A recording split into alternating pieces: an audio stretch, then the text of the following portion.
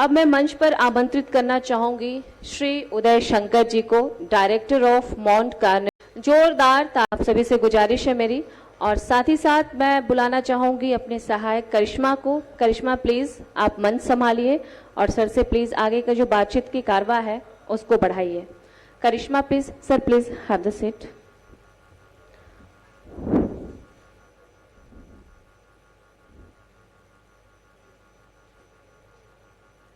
एक बार सर के लिए दोबारा जोरदार तालियां हो जाए इस बातचीत की शुरुआत से पहले। करिश्मा प्लीज।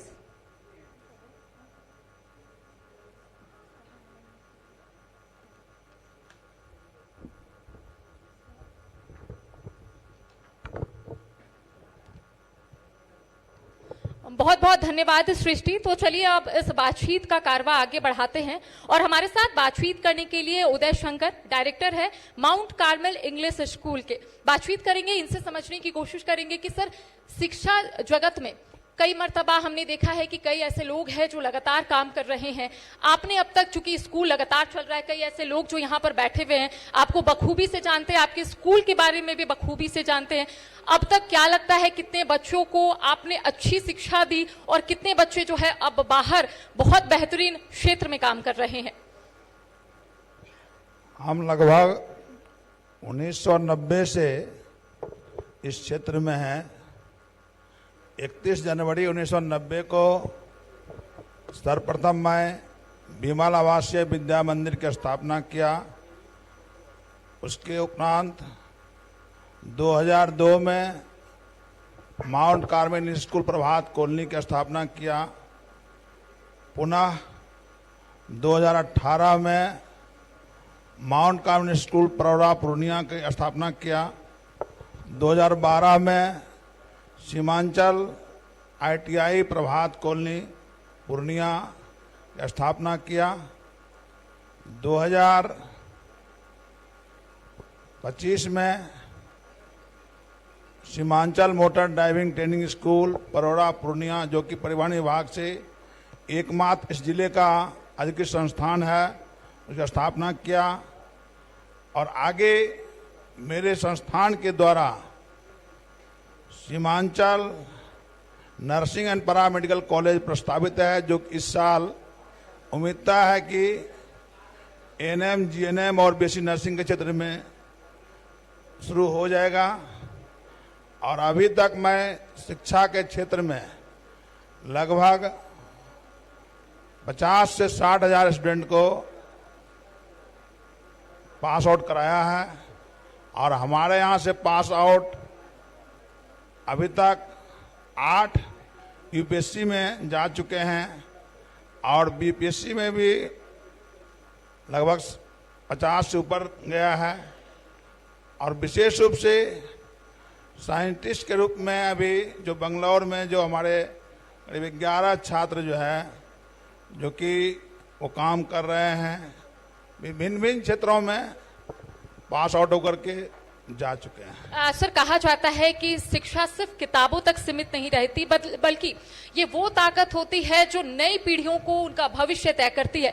लेकिन सर, एक सवाल रहेगा कि फीस स्ट्रक्चर को लेकर कई मर्तबा आपने भी सुना होगा, कई सवाल उठते हैं कि फीस स्ट्रक्चर जो है वो बहुत ज्यादा है, बच्चे जो है उनके जो पेरेंट्स है वो काफी परेशान हो जाते हैं। तो फीस स्ट्रक्चर क्या है? और एक और सवाल इससे ही मैं जोड़कर बोलती हूँ कि बुक्स, कॉपी और ये मैंडेटरी किया जाता है कि आप अपने स्कूल से ही, तो यहाँ क्या है, आपने क्या सोचा है? क्या बच्चे बाहर से बुक्स ले सकते हैं या फिर स्कूल में ही वो अवेलेबल है?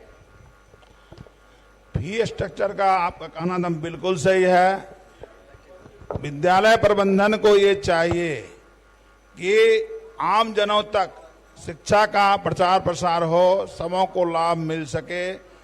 एक वहाँ का जो आम आवाम की स्थिति है, जो वहाँ का आर्थिक स्थिति है, उसको देखते हुए फी स्ट्रक्चर निर्धारण करना चाहिए। सरकार के तरफ से फी नियंत्रण के लिए कमिश्नर के अंदर एक कमेटी बनाई गई है, जिसमें कमिश्नर अध्यक्ष होते हैं, वहाँ के DM पदेन सदस्य होते हैं, DO पदेन सदस्य होते हैं और वहाँ का डीपीओ जो है सर्व शिक्षा अभियान वो पदेन सदस्य होते हैं।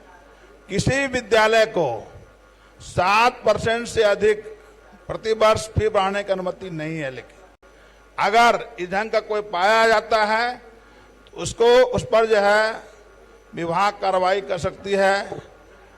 और जहां तक आप किताब की बात बोले, किताब हम लोग प्रयास करते हैं, चूंकि हम संगठन के जिला अध्यक्ष भी हैं, तो हम लोग अपने, कल भी हमारे यहाँ बैठक हुई थी, आम बैठक, हमने स्पष्ट कहा कि किताब आप किसी स्पेसिफिक दुकान को नहीं लिखना है।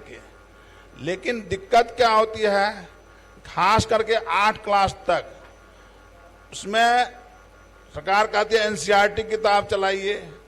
एनसीईआरटी किताब उपलब्ध नहीं होता है। हम लोग एक बार लगभग 10-10 लाख रुपया एडवांस किए हैं, लेकिन वो किताब कब उपलब्ध होता है? अगस्त में। मेरा सेशन स्टार्ट होता है अप्रैल में। इसी कारण जो है लोग क्या है प्राइवेट बुक चलाते हैं। प्राइवेट कंपनियां इतनी अधिक हो चुकी है कि सारे बुक सेलर वो किताब मंगाने में, सप्लाई देने में वो पॉसिबल नहीं है। इसके लिए किसी खास दुकान को बोलना पड़ता है कि ये सब किताब हम चला रहे हैं, आप सप्लाई दे सकते हैं, तो वो सप्लाई दे रहे हैं। तो हम लोग केवल लिस्ट जारी करते हैं, जहां लेना है ले, लेकिन गार्जियन की सुविधा के लिए कि गार्जियन को समय कम लगे, इसके लिए उनको जो है खास दुकान में जाना पड़ता है। लेकिन हम लोगों की तरफ से कोई किताब या आपको जो है ड्रेस के लिए कोई इस दुकान नहीं दिया जाता है। और ये सरकार का नॉर्म्स भी है कि आप किसी भी दुकान को या किसी ड्रेस दुकान को चिन्हित नहीं कर सकते हैं, नहीं तो फिर आपको जो है जो राइट टू रजिस्ट्रेशन के तहत जो मिलता है रजिस्ट्रेशन, वो आपका कैंसिल हो जाएगा। ये रूल है। क्या गांव तक आपकी स्कूल पहुंच पाई है या फिर गांव के बच्चे आपके स्कूल में पढ़ाई करने आते हैं? जी हाँ, हमारे यहाँ छात्रावास भी है और दूर दूर तक जो है, पूर्णिया नहीं, बगल के सहरसा, कटिहार, पूर्णिया, मधेपुरा, मैंने आपको सीमांचल क्षेत्र से और बाहर से भी, भागलपुर वगैरह के बच्चे भी आते हैं पढ़ने के लिए। ग्रामीण क्षेत्र में ये देखने को मिल रहा है, क्योंकि मेरा 2 विद्यालय है, एक शहरी क्षेत्र में है न्यू माउंट कॉन्वेंट स्कूल और माउंट कॉन्वेंट स्कूल परोड़ा में है। परोड़ा बिल्कुल ग्रामीण क्षेत्र में पड़ता है। ग्रामीण क्षेत्र में अभी भी बच्चों में जिज्ञासा काफी है। हम देखते हैं उसमें जो अनुशासन है वो शहर में नहीं है। शहर के बच्चे क्या है, उसको इतना न लान पान ढंग अधिक किया जाता है, उसमें क्या है बहुत कमियां आई है।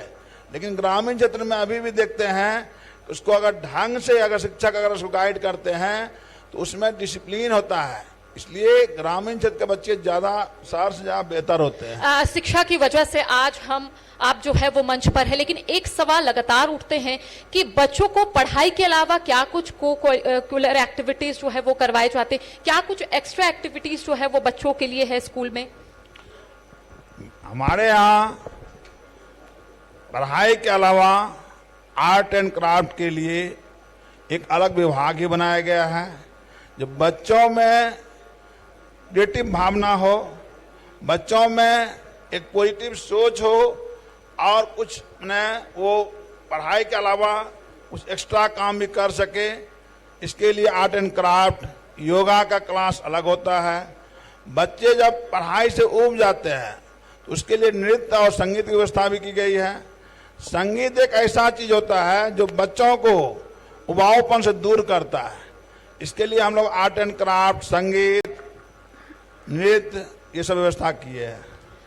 बुनियादी ढांचे की अगर हम बात करते हैं तो रोजगार सबसे पहले आता है। अब तक आपने कितने लोगों को रोजगार दिया है? महिलाएं कितनी हैं, पुरुष कितने हैं? अभी तक हमारे यहाँ सभी संस्थान में कुल 156 एम्प्लॉइज हैं। उसमें आपको जो है 56 महिलाएं हैं, शेष पुरुष हैं। आगे की रणनीति तय है, नर्सिंग एक कॉलेज खोलना है? जी हाँ, तय है। चलिए, तो लगातार हम जुड़ रहे हैं शिक्षा जगत से भी, लगातार किस तरह से वो लोग काम करेंगे, आखिर आगे की क्या कुछ प्लानिंग है। और इनका कहना है कि एक नर्सिंग कॉलेज खोलना है और शिक्षा को बेहतर बनाना है ताकि यहाँ के लोग शिक्षित हो सके। धन्यवाद। बहुत बहुत शुक्रिया श्री उदय शंकर सर जी, और करिश्मा आपका भी।